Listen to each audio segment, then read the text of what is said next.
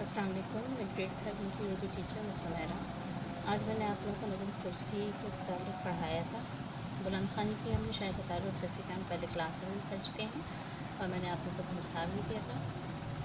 इस नज़म की आप लोगों को बुलंद ख़ानी करनी है, साथ साथ इसका तारुफ़ी सफ़ा बनाकर ज़ख़ीरे अल्फाज, ऐसे अल्फाज जो आप लोगों के लिए बिल्कुल नए हों, जो आप लोगों को पढ़ने में या उसको मायने नहीं पता हो, जो उसको पढ़ने में दुश्वारी पेश आती है, वो अल्फाज इस नज़म से तलाश करके 10 से 15 आप लोगों को लें। साथ ही साथ आप लोगों को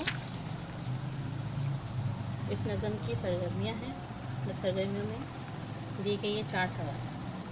नज़म में शायरी कुर्सी से क्या मुराद है, मैंने इसका जवाब आप लोगों को बताया। नज़म में शायरी कुर्सी से मुराद उम्दा है, ठीक है। फिर नज़म में कुर्सी के क्या फ़वाइद बताए।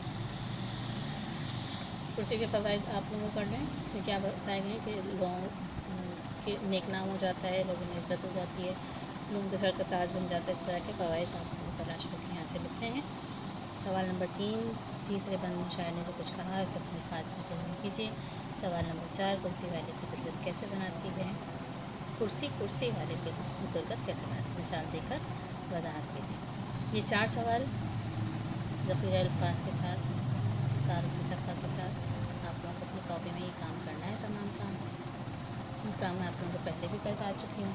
दोबारा से मैंने आप लोगों को समझा दिया है। नज़म हम पढ़ चुके हैं, समझाई थी मैंने आप लोगों को नज़म।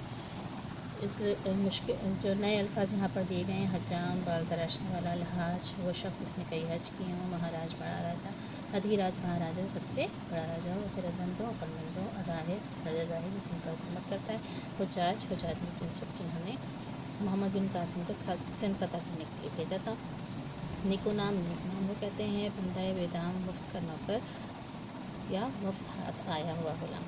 दीदा दिल का शिरा करना, हदर्जा एहतराम करना, ढब तरीका अंदाज या तौर, रिझाना फरीफ्ता करना, खुश करना, सब्ज़ बाग दिखाना, फरीब देना, सर में खन्नास बिठाना, दिमाग ख़राब करना, गुर्बत बनाना, बुरी हालत करना। ये तमाम वो अल्फाज हैं जो आपके लिए यकीनन नए होंगे। अल्फाज का मैंने साथ दिए हैं, इनको अच्छी तरह से पढ़ना है और साथ साथ आप लोगों को ज़ख़ीरे अल्फाज की हेडिंग के साथ तमाम अल्फाज अपनी कॉपी में भी लिखने हैं, ठीक है। बुलंद ख़ानी करनी है, तारुफ़ी सफ़ा बना के ज़ख़ीरे अल्फाज लिखेंगे और ये दिए गए सफ़ा नंबर 93 पर दिए गए ये सवालात मुकम्मल करें। यकीनन आपको समझ आ गया होगा। तमाम काम बेहतरीन तरीके से मुकम्मल करना ज़रूरी है। जज़ाकल्लाह खैर।